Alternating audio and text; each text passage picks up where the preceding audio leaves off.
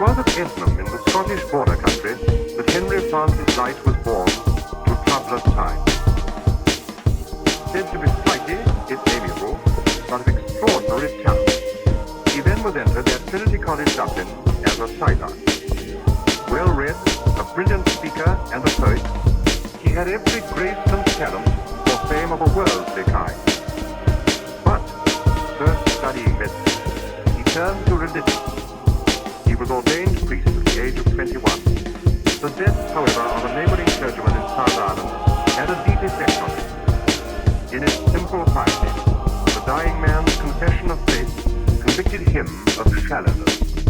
At the age of 21, Henry Francis Lyte found himself at life's crossroads. With a new heart and mind, he applied himself to a deeper study of the sources of his disease. It proved an exacting task, overloaded with responsibility and causes for anxiety. It brought a complete breakdown in his health. As a result of that first illness, Henry Francis Lyte never again was a really fit man. Anxious to be active in the ministry, he obtained a curacy in South Devon. His preaching took him all about the district. But Lyte had no mind for rising to influence, to deanery or bishopric. A chapel had been built near the quay in Brixham. Lyte had been invited to accept the pulpit. Whatever his parishioners may have thought of their new pastor, the tall, scholarly man, so obviously frail in health, it wasn't long before he won their hearts. Won them by sheer force of character, by his sincerity. It was plain that he put his calling first and sought no personal esteem or worldly credit. He was so anxious that his parishioners, men and women close each day to the perils of the sea, should try their best to walk with God, that it mattered little to him what sect or denomination they belonged to. The warmest interest in Lyte's pastorship lay among the fishermen and their kin. The hardships and dangers of their calling were ever in his mind. The fishermen, for their part, welcomed the visits of Lyte to their vessels. Lyte was the fisherman's vicar for over 20 years. On an evening in the late summer of 1847, Henry Francis Lyte walked in his garden.